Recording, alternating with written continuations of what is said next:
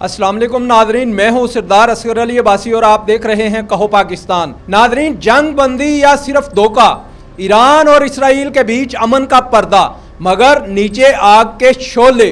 दुनिया को दिखाने के लिए जंग बंदी का ऐलान तो कर दिया गया, लेकिन हकीकत में दोनों ममालिक एक दूसरे पर खामोश, खुफिया और जोरदार हमले कर रहे हैं।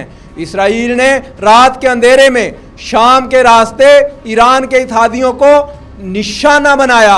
ईरान ने जवाब में इराक से इसराइल के फौजी मराकज़ पर मिसाइल हमले किए।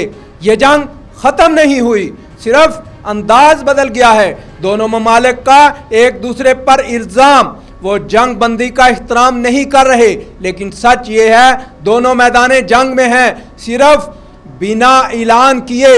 माहिरीन का कहना है ये खामोश जंग ज़्यादा ख़तरनाक है, क्योंकि ये किसी भी वक्त फट सकती है।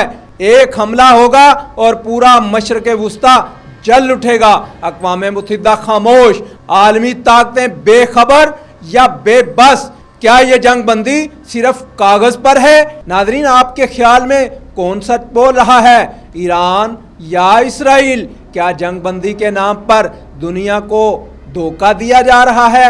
कमेंट में अपनी राय दें और वीडियो को लाजमी शेयर करें ताकि हर शख्स हकीकत जान सके। तो इसी के साथ इजाज़त दीजिए। अल्लाह हाफिज़।